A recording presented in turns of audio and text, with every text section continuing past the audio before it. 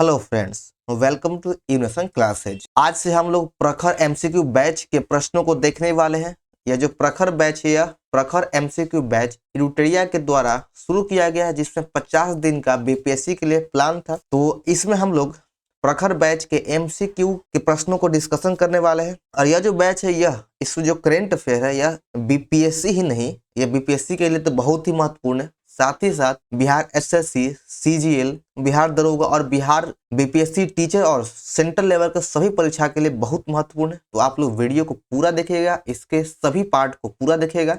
आज हम लोग इसके जनवरी के करंट अफेयर का फर्स्ट पार्ट को देखने वाले हैं, जिसमें हम लोग 1 से लेकर 15 जनवरी तक के महत्वपूर्ण करंट अफेयर के प्रश्नों को डिस्कशन करने वाले हैं। तो वीडियो को पूरा देखिएगा, इसमें अच्छे से आपको बताया गया है, यहाँ पे डिस्कशन भी दिया गया है। तो ध्यानपूर्वक वीडियो को देखना है। इसमें आप इस तरह से आप तैयारी कीजिए कि आने वाले बिहार के सभी प्रतियोगी परीक्षा का आपको अच्छे से करंट अफेयर का तैयारी हो जाए, चाहे वो सेंट्रल लेवल का हो या रेलवे का एग्जाम हो या कोई भी एग्जाम हो। तो आइए हम लोग प्रखर एमसीक्यू बैच के करंट अफेयर के पहला वीडियो का डिस्कशन करते हैं। तो चलिए, वीडियो को स्टार्ट करने से पहले आप लोग वीडियो को लाइक कर दीजिए। चैनल पर नए हैं तो चैनल को सब्सक्राइब करना ना भूलें और इस वीडियो को अपने दोस्तों और ग्रुप में शेयर करना ना भूलें। और इसका पीडीएफ आपको हमारे टेलीग्राम चैनल पर मिल जाएगा, जिसका लिंक डिस्क्रिप्शन बॉक्स में दिया गया है। आइए देखते हैं पहला क्वेश्चन। पहला प्रश्न में कहा गया है, प्रधानमंत्री सूर्योदय योजना के संबंध में निम्नलिखित कथनों पर विचार कीजिए। तो देखिए, इसमें कथन दिया गया है कि यह योजना 22 जनवरी 2024 को लॉन्च किया गया था। बिल्कुल सही है। प्रधानमंत्री सूर्योदय योजना को 22 जनवरी 2024 को लॉन्च किया गया है। यह आवास और शहरी मंत्रालय की पहल है। बिल्कुल नहीं, यह प्रधानमंत्री सूर्योदय योजना को नवीन और नवीकरणीय ऊर्जा मंत्रालय के द्वारा लॉन्च किया गया है। 1 करोड़ घरों पर रूफ टॉप सोलर पैनल स्थापित करने का लक्ष्य था। बिल्कुल सही है। इस योजना के तहत देश में 40 गीगावाट बिजली बनाने के लक्ष्य को 2025 तक बढ़ा दिया गया है। तो यह गलत है। यहाँ पे 40 गीगावाट तो सही है, लेकिन इस योजना को 2025 नहीं बल्कि 2026 तक बढ़ा दिया गया है। तो यह भी चौथा ऑप्शन गलत है। तो देखिए, इसमें पूछ रहा है कि उपयुक्त कथनों में गलत कौन है। तो इसमें दूसरा और तीसरा गलत है। 2 और 4 गलत है, तो ऑप्शन बी हो जाएगा। आइए देखते हैं हम इसके बारे में कि प्रधानमंत्री सूर्योदय योजना का काम नवीन और नवीकरणीय ऊर्जा मंत्रालय करता है। और इस योजना के तहत केंद्र सरकार ने 1 करोड़ घरों पर रूफ टॉप यानी छत पर सोलर पैनल लगाने का लक्ष्य रखा है। इस योजना के तहत 1 किलोवाट के लिए 18,000 रुपये सब्सिडी दिया जाएगा। अगर 2 किलोवाट तक कोई लगाता है तो उसे 30,000 रुपये और 3 किलोवाट लगाने पर 78,000 रुपये की सब्सिडी दी जाएगी। यहाँ पर देखिए, कुल सौर क्षमता के मामले में तीसरा यानी पहले स्थान पे राजस्थान है, जहाँ 18.7 गीगावाट है। दूसरे स्थान पे गुजरात है, और जबकि छत पर ये टोटल कुल सौर क्षमता में पहले स्थान पे राजस्थान और दूसरे स्थान पे गुजरात है। अगर सौर छत पे बात करें रूफ टॉप सोलर सिस्टम में, तो उसमें पहले स्थान पे गुजरात है 2.8 गीगावाट और दूसरे स्थान पे महाराष्ट्र है 1.7 गीगावाट के साथ। अगला क्वेश्चन है, गणतंत्र दिवस परेड 2024 में पहली बार थल सेना, नौसेना और वायुसेना की त्रिसेवा महिलाओं की एक टुकड़ी ने कर्तव्य पथ पर मार्च किया। इस टुकड़ी का नेतृत्व किसके द्वारा किया गया है? तो इन तीनों सेनाओं की त्रिसेवा महिला की एक टुकड़ी ने कर्तव्य पथ पर मार्च किया और टुकड़ी का नेतृत्व कैप्टन संध्या महला के द्वारा किया गया है। 3 नंबर सही है, कैप्टन संध्या महला। आप लोग इस वीडियो को 1 से 2 बार देखिए, करंट अफेयर सब याद हो जाएगा। आगे देखिए, इसके बारे में दिया गया है कि 75वें गणतंत्र दिवस की थीम विकसित भारत और भारत लोकतंत्र की मातृका रखी गई है। यह इसका थीम था। गणतंत्र दिवस 2024 समारोह में फ्रांस के राष्ट्रपति इमैनुअल मैक्रों मुख्य अतिथि के रूप में शामिल हुए थे। अतिथि भी पूछता है तो देख लीजिएगा, इमैनुअल मैक्रों है। यह 6ठी बार था जब कोई फ्रांसीसी नेता राष्ट्रीय राजधानी दिल्ली में आयोजित समारोह में मुख्य अतिथि के रूप में आया है। भारत के पहले गणतंत्र दिवस की परेड में मुख्य अतिथि के रूप में इंडोनेशिया के राष्ट्रपति सुकर्नो शामिल हुए थे। पहले गणतंत्र दिवस पर इंडोनेशिया के राष्ट्रपति सुकर्नो शामिल हुए। अगला है 3 नंबर, नीतीश डिवाइस के संबंध में निम्न कूट की सहायता से सही कथन का चयन कीजिए। देखते हैं, बिहार कृषि विभाग के द्वारा नीतीश डिवाइस लॉन्च किया गया। बिल्कुल गलत है। ये जो नीतीश डिवाइस है, यह बिहार राज्य आपदा प्रबंधन के द्वारा लॉन्च किया गया है, न कि बिहार कृषि विभाग के द्वारा। तो पहला गलत हो जाएगा। खेत में कार्य करने वाले मजदूर इस डिवाइस को अपने शरीर पर धारण कर सकेंगे। बिल्कुल सही है। यह अलर्टिंग डिवाइस है जो आपदा से 30 मिनट पूर्व आपदा की सूचना देगा। तो यह भी कथन सही है। तो इसमें से सही हो जाएगा केवल 2 और 3 सही है, बाकी एक गलत है। इसमें देखिए, बिहार राज्य आपदा प्रबंधन प्राधिकरण ने नीतीश डिवाइस लॉन्च किया है। नीतीश डिवाइस बिहार राज्य आपदा प्रबंधन के द्वारा लॉन्च किया गया है। यह नीतीश डिवाइस का फुल फॉर्म है और नीतीश डिवाइस को भारतीय प्रौद्योगिकी संस्थान पटना के सहयोग से निर्मित किया गया है। ये दोनों को याद रखिएगा कि यह भारतीय प्रौद्योगिकी संस्थान पटना के सहयोग से और बिहार राज्य आपदा प्रबंधन प्राधिकरण के द्वारा लॉन्च किया गया है। यह एक अलर्टिंग डिवाइस है। इसके माध्यम से 30 मिनट पहले ही आपदा की सूचना मिलेगी, जिससे व्यक्ति सतर्क हो जाएगा और इस डिवाइस से बाढ़, वज्रपात जिसे ठनका कहते हैं, अत्यधिक गर्मी, लू, शीतलहरी जैसे आपदाओं से चेतावनी किसानों को मिलेगी। देखिए 4 नंबर, इसमें कहा गया है कि निम्नलिखित में किस एकमात्र विदेशी को पुरस्कार 2024 से सम्मानित किया गया है। किस एकमात्र विदेशी को, यहाँ पे पद्म पुरस्कार है कि पद्म पुरस्कार 2024 से सम्मानित किया गया है, तो उस विदेशी का नाम है यंग लुई। एकमात्र विदेशी है जिन्हें 2024 में पद्म पुरस्कार दिया गया है, यंग लुई को। 1 नंबर सही है। इस पर देखिए पद्म पुरस्कार 2024 में 132 व्यक्तियों को दिया गया है, जिसमें से 5 को पद्म विभूषण दिया गया है, 17 को पद्म भूषण और 110 को पद्म श्री दिया गया है। इसको याद रखना है, 5, 17, 110 को टोटल 132 व्यक्ति को दिया गया है, जिसमें से 30 महिलाओं को दिया गया है और इसमें से 8 ऐसे व्यक्ति हैं जो NRI है, विदेशी है, और 9 को मरणोपरांत पुरस्कार यह दिया गया है। पद्म विभूषण में जो 5 व्यक्ति है उसको याद रखना है, कौन कौन है, तो वैजंती माला बाली, कुनिडेला चिरंजीवी, M वेंकैया नायडू, बिंदेश्वरी पाठक और पा सुब्रमण्यम। ये 5 व्यक्ति को पद्म भूषण दिया गया है, पद्म विभूषण दिया गया है। पद्म भूषण की बात करें तो 17 व्यक्ति को दिया गया है, जिसमें से कुछ महत्वपूर्ण है। M फातिमा बीवी जो मरणोपरांत मिला है, मिथुन चक्रवर्ती को दिया गया, चंदेश्वर प्रसाद ठाकुर जो बिहार के हैं, तो इसको याद रखना है, बिहार के कौन है, चंदेश्वर प्रसाद ठाकुर जिन्हें पद्म भूषण दिया गया है। पद्म श्री में देखिए कुछ महत्वपूर्ण है, अशोक कुमार विश्वास, सुरेंद्र किशोर, राम कुमार मल्लिक, शांति देवी पासवान एवं शिवन पासवान जो बिहार के हैं, इन सभी को पद्म श्री दिया गया है। तो पद्म श्री टोटल केवल 110 व्यक्ति को दिया गया, 5 को पद्म विभूषण, 17 को पद्म भूषण और 110 को पद्म श्री। आगे देखिए 5 नंबर, दुनिया की पहली ब्लैक टाइगर सफारी योजना का अनावरण किस टाइगर रिजर्व में किया गया है। ब्लैक टाइगर सफारी योजना का अनावरण सिमलीपाल टाइगर रिजर्व उड़ीसा में किया गया, ओडिशा राज्य में है, सिमलीपाल टाइगर रिजर्व में किया गया है। 1 नंबर सही है। यहाँ पर एक चीज और देख लेते हैं, पेंच टाइगर रिजर्व मध्य प्रदेश में है, वीरांगना दुर्गावती टाइगर रिजर्व ये भी मध्य प्रदेश में है, बांदीपुर टाइगर रिजर्व कर्नाटक राज्य में है। यहाँ पर देखिए वही बात कहा गया है कि उड़ीसा में दुनिया की पहली ब्लैक टाइगर सफारी शुरू होने वाली है और यह जो टाइगर ये मेलानिस्टिक टाइगर है। मेलानिज्म एक आनुवंशिक स्थिति है जिसके कारण मेलानिन की मात्रा बढ़ जाती है और जिससे जानवर की त्वचा अथवा बालों का रंग लगभग पूरी तरह से काला हो जाता है। तो आगे देखते हैं 6 नंबर, स्वच्छ सर्वेक्षण अवार्ड 2023 में 8वां संस्करण इसका हुआ और इन निम्नलिखित में किस शहर को सर्वोच्च स्थान दिया गया है। स्वच्छ सर्वेक्षण अवार्ड 2023 में इसके 8वां संस्करण में मध्य प्रदेश के इंदौर और गुजरात के सूरत ये दोनों को सम्मिलित रूप से सर्वोच्च स्थान प्राप्त हुआ है। तो 6 का ऑप्शन 2 हो जाएगा, ए और बी दोनों। और यह स्वच्छ सर्वेक्षण जो रिपोर्ट हुआ जारी कौन करता है, तो यह केंद्रीय आवास और शहरी मंत्रालय के द्वारा जारी किया जाता है। राष्ट्रपति द्रौपदी मुर्मू ने भारत मंडप नई दिल्ली में स्वच्छता सर्वेक्षण पुरस्कार 2023 प्रदान किया और वर्ष 2023 सर्वेक्षण का विषय था अपशिष्ट से धन यानी वेस्ट टू वेल्थ और वर्ष 2024 सर्वेक्षण का विषय कम करे पुनः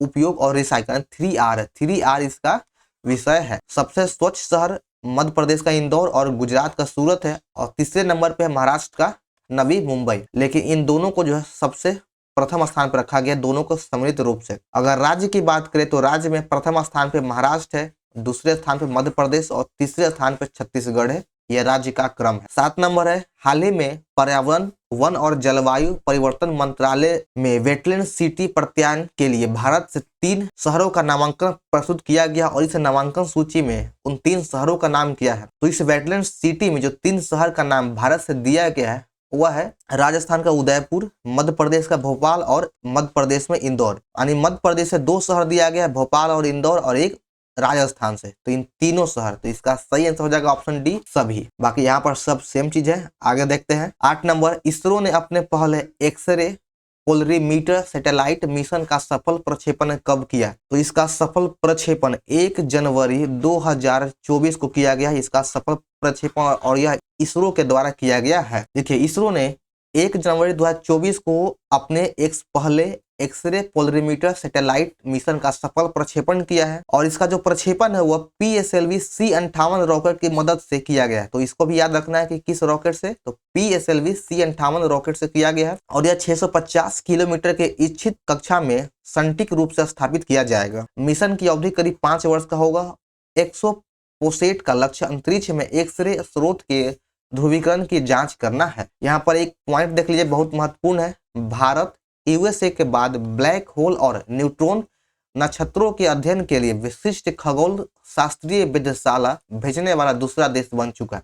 पहला USA है और दूसरा भारत बन चुका है। आगे देखिए, लौंजिया सोरा पेंटिंग जिसे हाल ही में GI टैग दिया गया, निम्नलिखित में किस राज्य से संबंधित है? तो इसका संबंध लौंजिया सोरा पेंटिंग का संबंध ओडिशा राज्य से है, ओडिशा से है। आगे देखिए, ओडिशा में हाल ही में ओडिशा, अरुणाचल प्रदेश, पश्चिम बंगाल और जम्मू कश्मीर के 17 से अधिक उत्पादों को GI टैग दिया गया है, जिसमें से ओडिशा का है कपट गंगा सॉल, लौंजिया सोरा पेंटिंग, कोरापुट काला जीरा चावल, सिमलीपार काई चटनी, न्यायगढ़ कांतिमूरी बैगन, खजूरी गुड़ा और ढोकलान बिंदु, ये सभी उड़ीसा का है जो GI टैग दिया गया है। बिहार के देख लीजिए, कृषि उत्पाद की बात करें तो उसमें भागलपुरी जर्दालू आम, कतरनी चावल, मगही पान, शाही लीची, मिथिला मखाना, ये सब कृषि उत्पाद है। हस्तशिल्प में हो जाएगा मंजूषा कला, सुजनी कढ़ाई, एप्लिक वर्क, सिक्की घास के उत्पाद, भागलपुरी सिल्क, मधुबनी पेंटिंग, ये सब है। और खाद्य सामग्री में आ जाएगा सिलाव का खाजा, इन सभी को GI टैग दिया गया।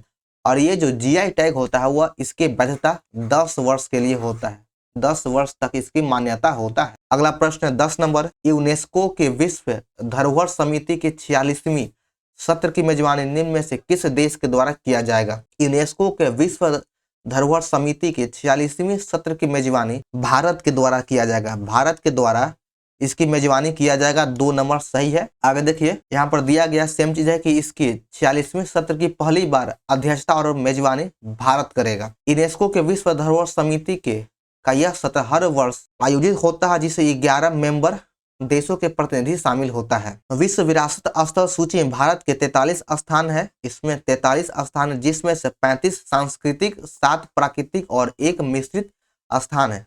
असम के चेराई देव मोईदेव इसमें शामिल किया गया है। काजीरंगा राष्ट्रीय उद्यान है जो भारत का पहला मिश्रित धरोहर स्थल है। यूनेस्को के बारे में देखते हैं, यह संयुक्त राष्ट्र की एक विशिष्ट एजेंसी है जिसकी स्थापना 1945 में हुआ था। इसका मुख्यालय पेरिस, फ्रांस में है। आगे देखिए, 16वां वित्त आयोग का गठन निम्नलिखित में से किसकी अध्यक्षता में किया गया है? 16वें वित्त आयोग का गठन डॉक्टर अरविंद पनगड़िया की अध्यक्षता में किया गया है। 4 नंबर सही है। आगे देखिए इसके बारे में कि 16वें वित्त आयोग के अध्यक्ष डॉक्टर अरविंद पनगड़िया ने के अध्यक्षता में इसका गठन किया गया और इसे 31 दिसंबर 2023 को गठित किया गया है और इसका कार्यकाल 5 वर्ष का होता है और यह अप्रैल 2026 को अगले 5 वर्ष के लिए रहेगा। यहाँ पर देखिए महत्वपूर्ण पॉइंट है कि श्री ऋत्विक रंजन पांडे को आयोग का सचिव नियुक्त किया गया है, इसका सचिव नियुक्त किया गया है। अन्य सदस्य अजय नारायण, ईना, सौम्या कांति घोष, एनी जॉर्ज मैथ्यू और मनोज पांडे इसके अन्य मेंबर हैं। वित्त आयोग का उल्लेख अनुच्छेद 280 में किया गया है। वित्त आयोग का कार्यकाल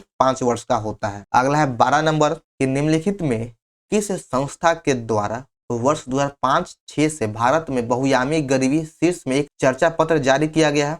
तो यह नीति आयोग के द्वारा जारी किया गया है। यह जो 2005-6 से भारत में बहुआयामी गरीबी शीर्ष एक जो चर्चा पत्र जारी किया गया, यह नीति आयोग के द्वारा जारी किया गया, तो इसमें केवल एक सही है। आगे देखते हैं कि 15 जनवरी 2024 को नीति आयोग के द्वारा 2005-6 में भारत में बहुआयामी गरीबी शीर्ष से एक चर्चा पत्र जारी किया गया है। इस चर्चा पत्र में राष्ट्रीय परिवार स्वास्थ्य सर्वेक्षण 4 जो 2015-16 और राष्ट्रीय परिवार स्वास्थ्य सर्वेक्षण 5 19-21 के आंकड़ों का उपयोग किया गया है। चलिए आगे देखते हैं 13 नंबर, निम्नलिखित दिए गए कथनों पर विचार करें और इसमें सही कथन का चुनना है। तो देखिए 18वां गुट निरपेक्ष आंदोलन नाम का शिखर सम्मेलन 19 और 20 जनवरी को युगांडा की राजधानी कंपाला में आयोजित किया गया है, तो यह गलत कथन है। गलत इसलिए है कि यह 18वां नहीं बल्कि यह 19वां है। 19वां गुट निरपेक्ष आंदोलन शिखर सम्मेलन का आयोजन 19 से 20 जनवरी को युगांडा की राजधानी कंपाला में किया गया है। तुर्कमेनिस्तान के बाद युगांडा ने 2027 तक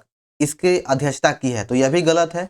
यह तुर्कमेनिस्तान नहीं बल्कि यहाँ पर उज्बेकिस्तान होगा। उज्बेकिस्तान।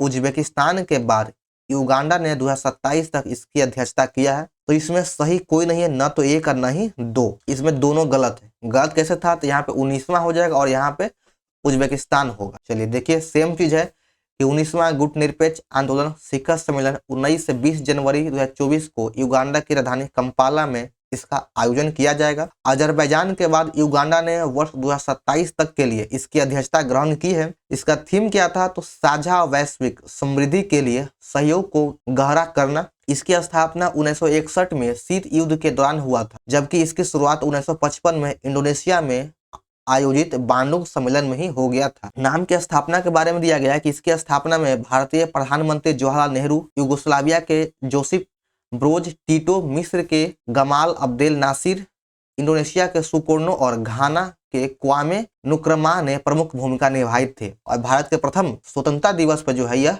सुकर्णो आया था। इंडोनेशिया के जो है राजा वह यहाँ पे आए थे। अगला प्रश्न है 14 नंबर। प्रथम फाउंडेशन के द्वारा बियॉन्ड बेसिक शीर्ष से वार्षिक शिक्षा स्थिति रिपोर्ट 2023 जारी की गई है। इस रिपोर्ट ग्रामीण क्षेत्रों में किन वर्ग समूह के बच्चों पर केंद्रित है, तो यह 14 से 18 जो वर्ग समूह के बच्चों पर ही केंद्रित है। आगे देखिए 15 नंबर। वर्ष 2024 को निम्न में किस संस्था के द्वारा मानव संसाधन विकास और अनुशासन का वर्ष घोषित किया गया है? किस संस्था के द्वारा वर्ष घोषित किया गया, तो यह भारतीय नवीकरणीय ऊर्जा विकास एजेंसी इरडा के द्वारा घोषित किया गया है। इरडा के द्वारा वर्ष 2024 को मानव संसाधन विकास और अनुशासन का वर्ष घोषित किया गया है। 2 नंबर सही हो जाएगा। यहाँ पर देखिए कि भारतीय नवीकरणीय ऊर्जा विकास एजेंसी के द्वारा 2024 को मानव संसाधन विकास और अनुशासन वर्ष घोषिट किया गया है और यह भारतीय नवीकरणीय ऊर्जा विकास एजेंसी के द्वारा किया गया है। और इसके बारे में जानते हैं कि इसकी स्थापना इरडा की स्थापना 1987 में किया गया। इरडा के मुख्य प्रबंधक निर्देशक प्रदीप कुमार दास है और इसका मुख्यालय नई दिल्ली में है। अंतर्राष्ट्रीय परमाणु ऊर्जा अभिकरण, इसकी स्थापना 1957 में किया गया, जिसका मुख्यालय ऑस्ट्रिया वियना में है। क्षेत्रीय इसका कार्यालय टोरंटो, कनाडा, टोक्यो, जापान इन सभी जगह है। अंतर्राष्ट्रीय सौर गठबंधन, इसकी स्थापना भारत और फ्रांस के संयुक्त रूप से 30 नवंबर 2015 को किया गया, जिसका मुख्यालय गुरुग्राम हरियाणा में है। अंतर्राष्ट्रीय सौर गठबंधन का मुख्यालय गुरुग्राम हरियाणा में है। अगला प्रश्न है डीआरडीओ के द्वारा विकसित भी-सोर्डस क्या है? भी-सोर्डस एक प्रकार का भारत की मानव पोर्टेबल वायु रक्षा प्रणाली है। भारत की मानव पोर्टेबल वायु रक्षा प्रणाली है। इसमें होता क्या है, देखिए डीआरडीओ ने भारत की मानव पोर्टेबल वायु रक्षा प्रणाली भी-सोर्डस का विकास किया है। इसे विमान रोधी युद्ध और कम ऊंचाई वाले हवाई खतरों को बेअसर करने के लिए डिजाइन किया गया है। इसको 28 और 29 फरवरी 2024 को ओडिशा के तट पर चांदीपुर एकीकृत प्रक्षेपण रेंज से इस मिसाइल का सफल प्रक्षेपण किया गया है। डीआरडीओ के बारे में देखिए दिया गया है कि इसकी स्थापना 1958 में किया गया है और इसके अध्यक्ष थे डॉक्टर समीर वी कामत। 26 अगस्त 2022 को पदभार संभाले हैं। डीआरडीओ के अध्यक्ष डॉक्टर वी कामत है और इसकी स्थापना 1958 में किया गया है। देखिए हाल ही में विश्व की सबसे बड़ी रेडियो टेलीस्कोप परियोजना एस्काओ में निम्न से कौन सा देश शामिल है? एस्काओ में जो शामिल है वह है भारत। इसमें भारत को शामिल किया गया है। 3 नंबर सही हो जाएगा। आगे देखिए भारत सरकार के 1250 करोड़ रुपए मंजूरी के साथ ही विश्व की सबसे बड़ी रेडियो टेलीस्कोप परियोजना में शामिल किया गया है। आगे देखिए 18 नंबर VSR आरोग्य श्री योजना के तहत वित्तीय सहायता की ऊपरी सीमा को 5 लाख से किस सीमा तक बढ़ा देगा? यानी 5 लाख से बढ़ाकर कितना कर दिया गया? तो इसको 25 लाख रुपया कर दिया गया है। 4 नंबर सही है और यह आंध्र प्रदेश में किया गया है। यहाँ पर देख लीजिए कि आंध्र प्रदेश सरकार के द्वारा VSR आरोग्य श्री योजना के तहत वित्तीय सहायता की राशि 5 लाख से बढ़ाकर 25 लाख कर दिया गया है। वर्तमान में आंध्र प्रदेश के राज्यपाल एस अब्दुल नजीर हैं और आंध्र प्रदेश के वर्तमान मुख्यमंत्री एन चंद्रबाबू नायडू हैं। इसके पूर्व मुख्यमंत्री थे YS जगनमोहन रेड्डी। आगे देखिए 19 माई इंडिया के मैपल ऐप का उपयोग करके सभी 784 दुर्घटनाओं वाले ब्लैक स्पॉट को टेप करने वाला पहला राज्य कौन है? तो इन सभी दुर्घटनाओं को ब्लैक स्पॉट करने वाला राज्य का नाम हो जाएगा पंजाब। इसका पंजाब सही उत्तर है। इसने माई इंडिया के मैपल ऐप का उपयोग के द्वारा किया है। आगे देखिए कि माई इंडिया के मैपल ऐप का उपयोग करके सभी 784 दुर्घटनाओं वाले ब्लैक स्पॉट को टेप करने वाला पहला राज्य पंजाब है। इसकी घोषणा 1 जनवरी 2024 को पंजाब के पुलिस महानिदेशक डीजीपी गौरव यादव के द्वारा किया गया है। आगे 20 नंबर की निम्नलिखित कथनों पर विचार करना है। राजस्थान सरकार के द्वारा गरीब परिवारों को 450 रुपए सब्सिडी वाला घरेलू गैस सिलेंडर उपलब्ध कराने की घोषणा किया गया है। तो हाँ, बिल्कुल सही है, पहला ऑप्शन तो सत्य है। पर्यावरण मंत्रालय के द्वारा शुरू की गई भारतीय वन और लकड़ी प्रमाण योजना के तहत पर्यावरण ग्लोबल का ब्रांड नाम प्रमाण है। तो यह भी कथन सही है, इसका ब्रांड नेम प्रमाण ही है। प्रोजेक्ट वीर गाथा के तीसरे संस्करण के लिए 50 विजेताओं का चयन किया गया। तो यह गलत है, यहाँ 50 नहीं बल्कि इसमें प्रोजेक्ट वीर गाथा के तीसरे संस्करण के लिए 100 विजेताओं का चयन किया गया है। तो देखिए इसमें से कौन सा आंसर सही होगा, तो इसका ऑप्शन केवल एक कथन गलत है, एक वो कथन जो है ऑप्शन 3 यही गलत है। तो देखिए तीनों सेम चीज लिखा गया, इसमें 100 विजेताओं का चयन किया गया और इसमें 450 रुपए में गैस सिलेंडर देने की घोषणा किया गया था और इसका प्रमाण जो है इसका ब्रांड नेम है। आगे देखिए 21 निम्नलिखित दिए गए कूट के तहत इसको मिलान करना है। राष्ट्रीय पक्षी दिवस 5 जनवरी को मनाया जाता है, बिल्कुल सही है। भारतीय प्रवासी दिवस 9 जनवरी को मनाया जाता है।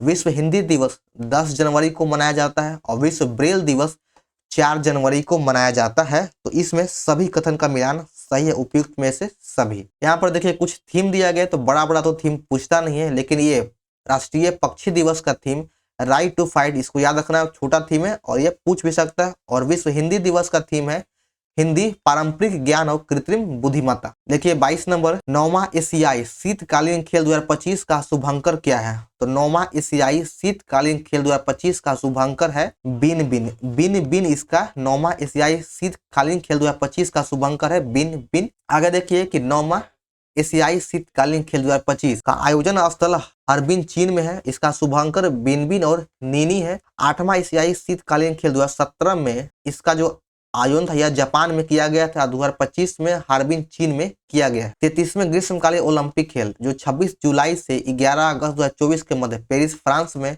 आयोजित किया गया और इसका थीम था लेट्स मूव एंड सेलिब्रेट। आदर्श वाक्य था गेम वाइड ओपन और शुभंकर था द फ्रेज। आगे देखिए 23 नंबर की निम्नलिखित कथनों पर विचार करना है। डॉक्टर MS स्वामीनाथन पुरस्कार प्रोफेसर BR कंबोज को प्राप्त है, बिल्कुल सही है। प्रोफेसर BR कंबोज को MS स्वामीनाथन पुरस्कार दिया गया है। नृत्य कलानिधि पुरस्कार 2023 बसंत लक्ष्मी नरसिम्हाचारी को दिया गया, यह भी सही है। Indian of the year award 2023 उत्कृष्ट श्रेणी में इसरो को दिया गया, यह भी सत्य है। कुवेम्पू राष्ट्रीय पुरस्कार 2023 सी सेंद्रू मुखोपाध्याय को दिया गया, यह भी कथन सही है। तो इसमें से चारों कथन सही हो जाएगा, सभी कथन सही है। आगे देखिए यहाँ पर डिस्कशन दिया गया है कि MS स्वामीनाथन पुरस्कार प्रोफेसर BR कंबोज को प्राप्त है। नृत्य कलानिधि पुरस्कार 2023 बसंत लक्ष्मी नरसिम्हा को दिया गया, नरसिम्हाचारी को। Indian of the year award 2023 ISRO को दिया गया। कुवेम्पू राष्ट्रीय पुरस्कार मुखोपाध्याय को दिया गया है। और इस तरह से देखिए 2 बार सुनने से आपको जल्दी क्वेश्चन याद होगा, फिर एक बार आप और वीडियो को देखिएगा तो आपको कंठस्थ आपको करंट अफेयर याद हो जाएगा। तो देखिए 24 नंबर, कांगो लोकतांत्रिक गणराज्य के नए राष्ट्रपति कौन है। कांगो लोकतांत्रिक गणराज्य के नए राष्ट्रपति हो जाएंगे फेलिक्स रसेसिकेदी कांगो के नए राष्ट्रपति हैं। आगे 25, वाई भारत मैटर्स निम्नलिखित में किन के द्वारा लिखी गई है। ये जो वाई भारत मैटर्स पुस्तक है यह सुब्रमण्यम जयशंकर के द्वारा लिखा गया है। जयशंकर के द्वारा यह पुस्तक वाई भारत मैटर्स लिखा गया है, 3 नंबर सही है। आगे देखिए यहाँ पर why Bharat matters S Jaishankar के द्वारा लिखा गया है। शशि थरूर के द्वारा wonderland of words 4 star of destiny पुस्तक यह बायोग्राफी है, ऑटोबायोग्राफी, यह जनरल मनोज मुकुंद नरवणे के द्वारा लिखा गया है। भारत एट द रेट 100 कल की आर्थिक महाशक्ति की कल्पना प्रोफेसर KV सुब्रमण्यम के द्वारा लिखा गया है। सपनों की उड़ान पुस्तक NCERT के द्वारा और भोपाल का कैदी टीम वाकर के द्वारा लिखा गया है। देखिए 26, मेजर ध्यानचंद खेल रत्न पुरस्कार 2023 से किसको सम्मानित किया गया है। ये जो मेजर ध्यानचंद खेल रत्न पुरस्कार है इसका पहले नाम राजीव गांधी खेल रत्न पुरस्कार था, उसी को नाम चेंज करके मेजर ध्यानचंद कर दिया गया है। तो यह अवार्ड चिराग चंद्रशेखर शेट्टी और रंकिन रेड्डी सात्विक साई दोनों को दिया गया और दोनों का संबंध बैडमिंटन से ही है। तो इसमें से उपयुक्त सभी हो जाएगा। और इसके तहत खिलाड़ियों को 25 लाख रुपया दिया जाता है, 25 लाख रुपया दिया जाता है। यहाँ पर देखिए अर्जुन अवार्ड के तहत खिलाड़ियों को 15 लाख रुपया दिया जाता है और वर्ष 2023 में 26 खिलाड़ियों को अर्जुन अवार्ड दिया गया है, जिसमें से कुछ प्रमुख है नसरीन शेख जो बिहार के हैं खो खो, मोहम्मद शमी क्रिकेट के हैं, रितु नेगी कबड्डी से संबंधित है, अनुष अग्रवाल घुड़सवारी और सुनील कुमार कुश्ती से। आगे है कि माटरबारी बंदरगाह निम्नलिखित में किस देश का पहला गहरा समुद्री बंदरगाह है जिसे निर्यात को बढ़ावा देने के लिए जापान के द्वारा विकसित किया गया है? तो यह बांग्लादेश का बंदरगाह जिसे जापान के द्वारा विकसित किया जा रहा है। माटरबारी बंदरगाह बहुत इंपॉर्टेंट है, इसको याद रखना है। माटरबारी बंदरगाह यह बांग्लादेश में है जो जापान के द्वारा इसका विकास किया जा रहा है। अब देखिए माटरबारी बंदरगाह बांग्लादेश का पहला गहरा समुद्री बंदरगाह है जो बांग्लादेश के निर्यात को बढ़ावा देगा और इसमें न केवल बांग्लादेश बल्कि त्रिपुरा सहित भारत के पूर्वोत्तर राज्यों के आर्थिक विकास की संभावनाओं में वृद्धि होगी। आगे 28 नंबर देखिए, इसमें कहा गया कि निम्नलिखित में कौन सा देश ब्रिक्स के नए सदस्य बन गए? तो ब्रिक्स का नया मेंबर कौन है? तो अर्जेंटीना ये नहीं है, अर्जेंटीना नहीं होगा। सऊदी अरब हो जाएगा, संयुक्त अरब अमीरात है, ईरान है, इथोपिया और मिस्र, ये पांचों देश है, सिर्फ अर्जेंटीना नहीं है। तो इसका सही आंसर हो जाएगा ऑप्शन 3। केवल 2, 3, 4, 5 और 6 है, बाकी एक नहीं है। यहाँ पर देखिएगा 1 जनवरी 2024 से ब्रिक्स की आधिकारिक अध्यक्षता रूस को सौंपी गई अर्जेंटीना के इनकार के बाद। देखिए पहले तो यह अर्जेंटीना करने वाला था, लेकिन अर्जेंटीना ने इसको इनकार कर दिया, उसके बाद यह रूस को सौंपा गया। 1 जनवरी 2024 से ब्रिक्स की आधिकारिक अध्यक्षता रूस को सौंपी गई है। अर्जेंटीना के इनकार के बाद सऊदी अरब, संयुक्त अरब अमीरात, ईरान, इथोपिया, मिस्र ब्रिक्स के नए मेंबर बने। ब्रिक्स में पहले ये जो नाम है ये सभी मेंबर थे, जैसे ब्राजील, रूस, भारत, चीन और दक्षिण अफ्रीका। इन 5 देश के नाम पर ही यह ब्रिक्स नाम पड़ा था। इसकी स्थापना 2009 में किया गया है। 15वें ब्रिक्स शिखर सम्मेलन 2023 की अध्यक्षता दक्षिण अफ्रीका किया। 15वें ब्रिक्स की अध्यक्षता 2023 में दक्षिण अफ्रीका के द्वारा किया गया है और 16वें ब्रिक्स की अध्यक्षता रूस के द्वारा किया गया 2024 में। 16वें ब्रिक्स सम्मेलन की अध्यक्षता ब्राजील में इसका निर्धारण था, लेकिन इसका सम्मेलन रूस में किया गया। भारत के द्वारा ब्रिक्स की अध्यक्षता 2012, 16 और 21 में किया गया है, इन 3 वर्षों में किया गया है। आगे 29 नंबर, निम्नलिखित कथनों पर विचार करें। मुख्तार बावेई को कॉप 29 के सत्र की अध्यक्षता मनोनीत किया गया है और कॉप 29 का आयोजन अजरबैजान में किया गया है। तो इनमें से कौन सा कथन गलत है? तो इसमें से दोनों कथन सही है, गलत ना तो ए है ना तो दो है, दोनों सही है। मुख्तार बावेयेव को कॉप 29 सत्र की अध्यक्षता नियुक्त किया गया है और संयुक्त राष्ट्र जलवायु परिवर्तन सम्मेलन 11 से 22 नवंबर 2024 तक बाकू के अजरबैजान में किया गया है। जो जलवायु परिवर्तन का सम्मेलन था वह बाकू के अजरबैजान में किया गया है। इसका थीम है एक हरित दुनिया के लिए एकजुट। कॉप 28 यह दुबई संयुक्त अरब अमीरात में हुआ था। चलिए आगे है, उष्णकटिबंधीय चक्रवात अल्वारो निम्नलिखित में किस देश के समुद्री सीमा से टकराया था? अल्वारो चक्रवात मेडागास्कर के सीमा से टकराया था। तो ऑप्शन 3 हो जाएगा, ऑप्शन 3 मेडागास्कर। अफ्रीकी देश मेडागास्कर में उष्णकटिबंधीय चक्रवात अल्वारो ने दस्तक दिया। अल्वारो का जो उद्गम या दस्तक था वह मेडागास्कर में दिया गया।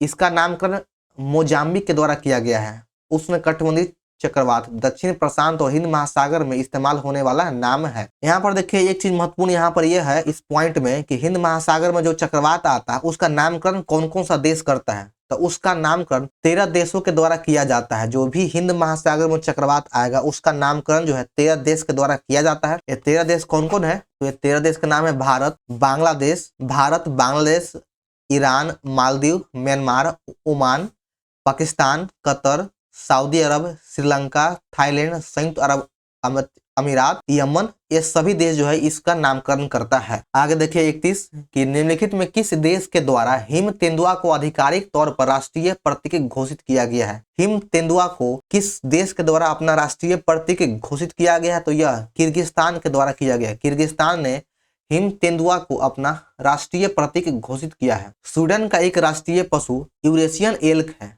यह एक हिरन है। चीन का राष्ट्रीय पशु विशाल पांडा है, जिसे 1964 में आधिकारिक तौर पर चीन का राष्ट्रीय पशु घोषित किया गया था।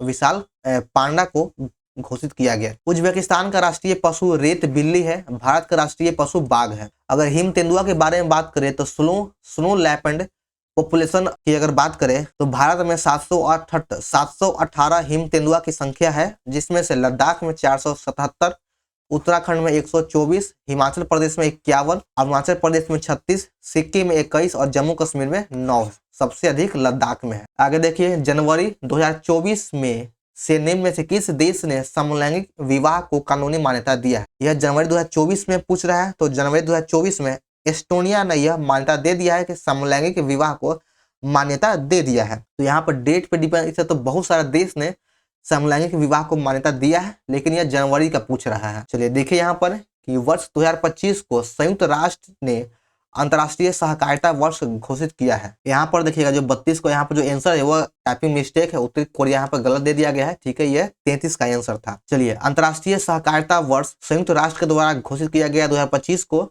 वर्ष 2024 को चीन तथा उत्तरी कोरिया के द्वारा मैत्री वर्ष के रूप में मनाया गया है। मैत्री वर्ष के रूप में चीन और उत्तरी कोरिया के द्वारा 2024 में मनाया गया है। और यहाँ पर देखिए एक चीज क्या इंपॉर्टेंट है, इसमें जो खास कर इंपॉर्टेंट था यही दो है, 24 और 25 का जो है कि 25 को संयुक्त राष्ट्र ने अंतर्राष्ट्रीय सहकारिता दिवस और 2024 को चीन और उत्तरी कोरिया के द्वारा मैत्री वर्ष के रूप में मनाया गया है। ये दो इंपॉर्टेंट है। और यहाँ पर एक और है कि संयुक्त राष्ट्र ने वर्ष 2024 को अंतर्राष्ट्रीय ऊंट वर्ष के रूप में घोषित किया है। आगे देखिए, वर्ष 2024 को चीन ने निम्न में से किस देश के साथ मिलकर मैत्री वर्ष मनाया है? तो हम आपको पहले ही बता चुके हैं कि चीन ने उत्तरी कोरिया के साथ मिलकर 2024 को मैत्री वर्ष के रूप में मनाया है। तो ये सभी चीजें हम पहले ही डिस्कशन कर चुके हैं, पहले वाला ही कॉपी पेस्ट है। आगे देखिए 34, प्रधानमंत्री नरेंद्र मोदी द्वारा लक्षद्वीप के कावारती में कोचीन लक्षद्वीप समूह सबमरीन ऑप्टिकल फाइबर कन्वेंशन परियोजना का उद्घाटन किया गया। परियोजना की कुल लिंक दूरी कितनी किलोमीटर है? तो इस परियोजना की कुल दूरी 1868 किलोमीटर है। 1868 किलोमीटर है, इसका सही उत्तर हो जाएगा 1868। 3 जनवरी 2024 को प्रधानमंत्री नरेंद्र मोदी के द्वारा लक्षद्वीप के कावारती में कोचीन लक्षद्वीप समूह सबमरीन ऑप्टिकल फाइबर कन्वेंशन परियोजना का उद्घाटन किया गया। परियोजना की कुल लिंक दूरी 1868 किलोमीटर है। इस परियोजना के तहत कोचीन से 11 लक्षद्वीपों तक सबमरीन केबल कनेक्टिविटी का विस्तार किया जाएगा। भारत का सबसे छोटा संघ राज्य क्षेत्र लक्षद्वीप है और इस द्वीप समूह कुल 32, जिसमें से 32 किलोमीटर के क्षेत्र वाले 36 द्वीप है। 36 द्वीप है। अगर बात करें कि सभी द्वीपों को केरल के तटीय शहर कोचीन से 220 से लेकर 440 किलोमीटर दूर अरब सागर में स्थित है। अंडमान निकोबार द्वीप समूह के कुल द्वीपों की संख्या 836 हो चुका है। अब अंडमान निकोबार में कुल द्वीपों की संख्या या द्वीप, टापू और चट्टान को मिलाकर अब 836 हो चुका है। हाल ही में भारत निम्न में से किस देश के बीच मुक्त संचरण व्यवस्था पर पुनर्विचार किया है? मुक्त संचरण व्यवस्था पर पुनर्विचार, तो यह म्यांमार के द्वारा किया गया। ऑप्शन 1 हो जाएगा म्यांमार। इंडिया आउट अभियान मालदीव की धरती पर निम्न में किस देश की सेना की मौजूदगी के खिलाफ चलाया गया था? इंडिया आउट, यहाँ पर इसका प्रश्न आपको क्वेश्चन में ही मिल जाएगा। इंडिया आउट जो था यह अभियान मालदीव में इंडिया के खिलाफ चलाया गया था। इंडिया के खिलाफ यह हुआ कुछ यूं था कि कुछ समय आप लोग न्यूज आया हुआ कि हमारे प्रधानमंत्री लक्षद्वीप में चले गए थे वहां पर घूमने के लिए, और उसका कुछ फोटो डाल दिए, जिससे मालदीव में कुछ विवाद, कुछ नेताओं ने विवादित टिप्पणी दिया था, तो कुछ विवाद आ गया था, उसी से यह संबंधित प्रश्न है। आगे देखिए 37 कि निम्नलिखित में कौन राष्ट्रीय बहुआयामी गरीबी सूचकांक के लक्ष्यों में शामिल है? बहुआयामी गरीबी सूचकांक के लक्ष्य में कौन कौन शामिल है? आइए देखते हैं।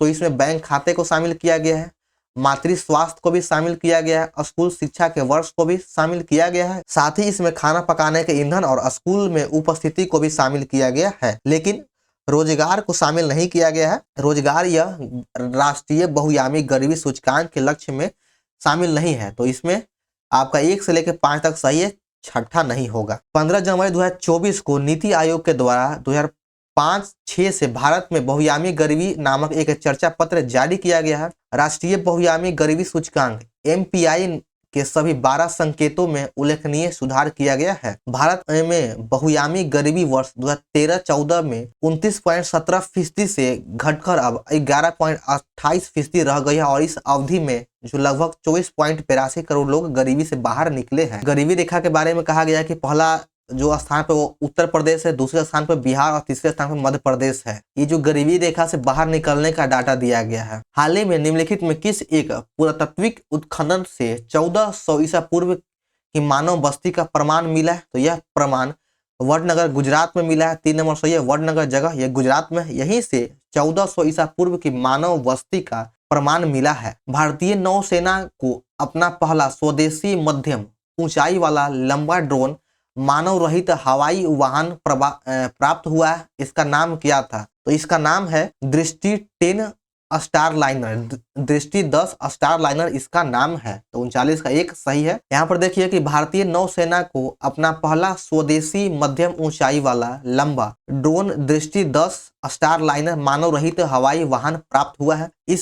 इसे पोरबंदर नौसेना बेस पर तैनात किया गया है और यह ड्रोन 30,000 फीट की ऊंचाई तक उड़ान भरने में सक्षम है। डीआरडीओ के द्वारा विकसित प्रमुख मानव रहित विमान है लक्ष्य, रुस्तम, निशांत इत्यादि। हाल ही में तिरुवनंतपुरम में Lal Bahadur Shastri institute of technology for women के छात्रों के द्वारा किस नैनो उपग्रह का लॉन्च किया गया है? तो इसमें वीसैट नैनो उपग्रह को लॉन्च किया गया, WESAT वीसैट उपग्रह को लॉन्च किया गया और ये किसके द्वारा थे? लाल Bahadur Shastri institute of technology के छात्राओं के द्वारा किया गया है, वहां के महिला छात्रों के द्वारा किया गया है। 41 नंबर देखिएगा, इसमें कहा गया कि मेडल लाओ नौकरी पाओ योजना किस राज्य के द्वारा चलाया गया है? तो यह योजना मेडल लाओ नौकरी पाओ योजना बिहार सरकार के द्वारा चलाया गया। यह बिहार सरकार की एक योजना है कि मेडल लाओ और नौकरी पाओ।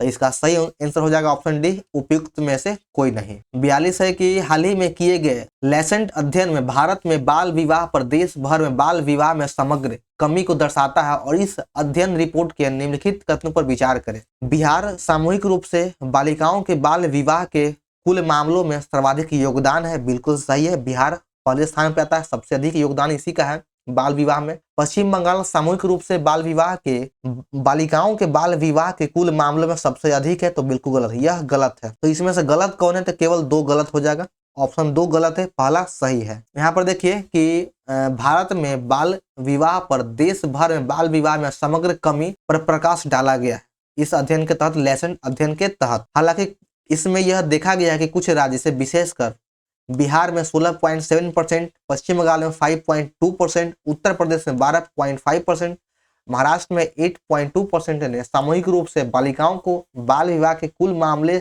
में आधे से अधिक का योगदान दिया है। आगे देखिए 43, हाल ही में वायु प्रदूषण के स्रोत की पहचान करने के लिए बिहार के किन जिलों का वास्तविक समय स्रोत विभाजन अध्ययन करने का निर्णय लिया गया है? तो यह जो निर्णय लिया गया मुजफ्फरपुर में स्थापित करने का निर्णय लिया गया है। सही जो है वास्तविक समय स्रोत का विभाजन करने का जो अध्ययन जो है मुजफ्फरपुर में स्थापित किया जाएगा या उसका शहर का चयन किया गया है। और यहाँ पे एक चीज देखिए कि मुजफ्फरपुर, गया, पटना वायु प्रदूषण के रुझान के मामले में 122 गैर प्राप्ति शहर में से है। मिशन इन्वेस्टिगेशन @75 डेज की शुरुआत कब से किया गया है? मिशन इन्वेस्टिगेशन @75 डेज की शुरुआत 1 जनवरी 2024 से किया गया है। इसकी शुरुआत 1 जनवरी 2024 से किया गया है। आगे देखिए, इस मिशन की शुरुआत जो है बिहार पुलिस के द्वारा मिशन इन्वेस्टिगेशन @75 1 जनवरी 2024 से बिहार पुलिस के द्वारा किया गया और इस मिशन के तहत नए साल में दर्ज सभी आपराधिक कांड का अनुसंधान 75 दिनों में पूरा किया जाएगा। आगे है 45 नंबर की निम्नलिखित में से किस संस्था का 162वां स्थापना दिवस समारोह मनाया गया है?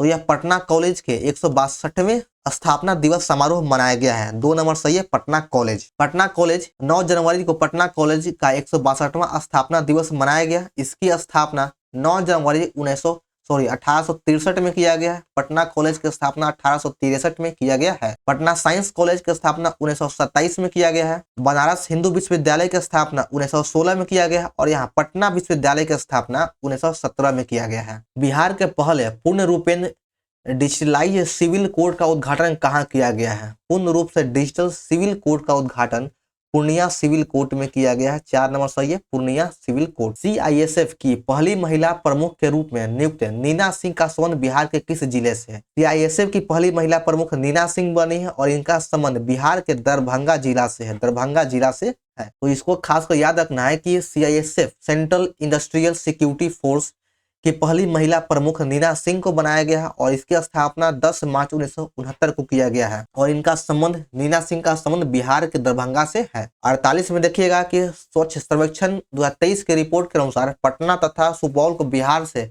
कचरा मुक्त शहर का दर्जा दिया गया है। स्वच्छता सर्वेक्षण 2023 की रिपोर्ट के अनुसार सभी राज्यों में बिहार को 15वां स्थान प्राप्त है। और स्वच्छता सर्वे 2023 की रिपोर्ट के अनुसार गंगा किनारे स्थित शहरों में पटना को 6ठा स्थान प्राप्त है। और राष्ट्रीय स्वच्छ वायु कार्यक्रम के तहत जारी सूची के अनुसार 2023 में भारत के सबसे प्रदूषित हवा वाले 20 शहरों में 3 शहर बिहार का है। तो इसमें सभी जो सूची है चारों कथन सत्य है, चारों कथन सही है। तो सही आंसर हो जाएगा ऑप्शन डी, उपयुक्त में से सभी। यहाँ पर देख लीजिए, यहाँ पर दिया गया है कि इस रिपोर्ट के अनुसार पटना सुपौल को कचरा मुक्त शहर का दर्जा दिया गया है।